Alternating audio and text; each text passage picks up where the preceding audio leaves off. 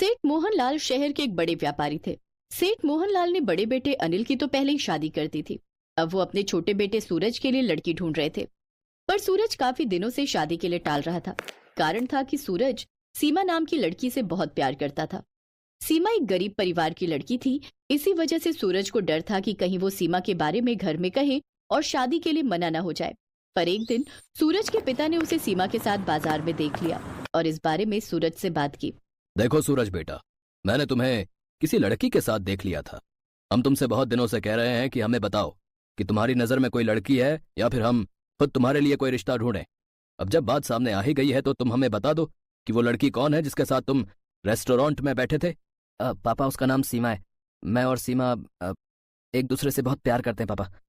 पर मैं इसलिए आपको उसके बारे में नहीं बता रहा था क्योंकि सीमा की फैमिली हमारी जैसी रिच नहीं है।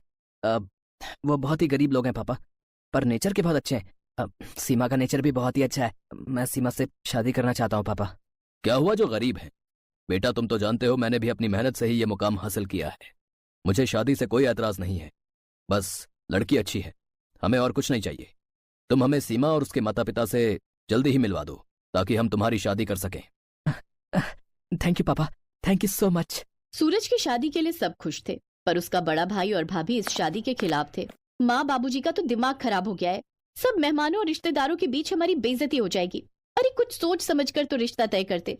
गरीब घर में रिश्ता तय करके वो अपना तो नाम खराब ही कर रहे हैं, हमारा भी नाम खराब करेंगे। मैं तो तुम्हें कह रही हूँ, जितनी जल्दी हो सके तुम यहाँ से अलग हो जाओ, वरना हम भी इनके साथ साथ सड़क पर आ जाएंगे। मैं कुछ समझा नहीं नीलम।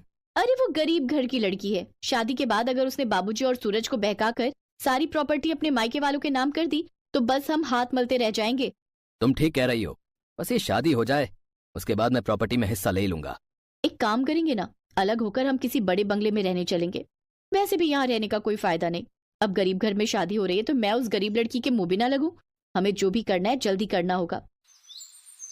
सूरज के माता पिता सीमा और उसके परिवार वालों से मिले तो सचमुच उन्हें उनका नेचर बहुत अच्छा लगा। बात पक्की हुई और सीमा और सूरज की शादी हो गई। बहू, बन गई खीर? जी माँ जी, बस बनने वाली है, ड्राई फ्रूट डालने रह गए हैं। अच्छा, नीलम सीमा को ड्राई फ्रूट का डिब्बा दे दो। नीलम ही सारी रसोई संभालती है। ये लो, और ध्यान रहे ड्राई फ्रूट डालने में कंजूसी मत करना। तुमने तो अपने घर में इतना ड्राई फ्रूट देखा ही नहीं होगा, पर हमारे यहाँ किसी चीज की कोई कमी नहीं है। मेहमानों को खीर खिलानी है तो ड्राई फ्रूट अच्छा होना चाहिए। नीलम ड्राई फ्रूट का डिब्बा देकर मुंह बनाती हुई रसोई से बाहर चली गई। उसका ये व्यवहार बहुत ही गलत था। सीमा को घर में आए 2 महीने बीत चुके थे। अनिल और नीलम रोजाना ही अलग घर में जाने की बात कह रहे थे, पर एक दिन सेठ मोहनलाल पर मुसीबतों का पहाड़ टूट पड़ा। अचानक एक दिन उनकी फैक्ट्री में आग लग गई और सब कुछ खत्म हो गया। कर्जा उतारने के लिए सेठ मोहनलाल ने सब कुछ बेच दिया, पर अनिल और नीलम बहुत चालाक निकले। किसी को कानो कान खबर नहीं थी कि अनिल पहले ही कमाई के कुछ पैसों से एक बंगला खरीद कर रख चुका था। अनिल और नीलम दोनों ने अपने परिवार के बारे में नहीं सोचा और अलग बंगले में रहने चले गए। मैंने कभी भी नहीं सोचा था कि अनिल ऐसा निकलेगा। आज मुसीबत की घड़ी में वो और नीलम हमें अकेला छोड़कर चले गए। कहाँ जाएंगे हम? कुछ ही देर में हमें घर छोड़ना होगा। शारदा, भगवान पर विश्वास रखो। हमारी सबसे बड़ी दौलत हमारा बेटा सूरज और बहू सीमा है। दोनों बच्चे हमारे साथ हैं, हमें और क्या ही चाहिए। पापा, आप चिंता मत करो, मैं कुछ दिनों में कहीं कोई नौकरी ढूंढ लूंगा।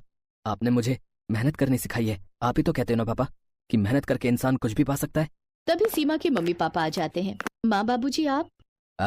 मोहनलाल जी, कृपया करके हमारे घर चलिए। जब तक आपके रहने का प्रबंध नहीं हो जाता तब तक आप हमारे साथ ही रहोगे। जैसे सीमा हमारी बेटी है वैसे ही सूरज भी हमारा बेटा है मोहनलाल जी। सेठ मोहनलाल सीमा के पापा के गले लगकर खूब रोते हैं। आज मुसीबत की घड़ी में सीमा के माता पिता ही उनके काम आ रहे थे। सब लोग सीमा के घर पहुंचते हैं। सीमा के माता पिता भले ही गरीब थे, उनकी आर्थिक स्थिति इतनी अच्छी नहीं थी कि वो सेठ मोहनलाल और उनके परिवार के लिए ज्यादा कुछ कर सकते, पर दुख के समय में सूखी रोटी भी महंगे पकवानों की कमी पूरी करती है, और दुख की घड़ी में अपनों का साथ ही व्यक्ति को दुखों से लड़ने की ताकत देता है। बस माँ, पेट भर गया। बहुत ही स्वादिष्ट खाना बना था। मैं चलता हूँ, किसी को नौकरी के लिए बुला हुआ था। बहन जी, हम बहुत किस्मत वाले हैं जो हमें आपके जैसे समधी मिले, पर हमारी सीमा अपने ससुराल में कोई सुख नहीं देख पाई, इसी बात का अफसोस है।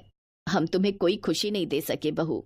माँ जी, अपनों का प्यार और साथ ही तो सबसे बड़ी खुशी होती है। आप सब मेरे साथ हो तो मैं बहुत खुश हूँ। शारदा, अब से बस हमारा एक ही बेटा है, सूरज। अब अनिल से हमारा कोई वास्ता नहीं रहेगा। अगले कुछ महीनों तक सूरज अपने परिवार के साथ अपने ससुराल में ही रहा, पर वहाँ उसे किसी भी चीज की कोई कमी नहीं महसूस हुई। उसे और उसके परिवार को बहुत प्यार और सम्मान मिला। कुछ महीनों बाद जब सूरज की नौकरी अच्छी जगह लग गई, तब वहीं पास में ही उन्होंने एक घर किराए पर ले लिया। सूरज और सीमा ने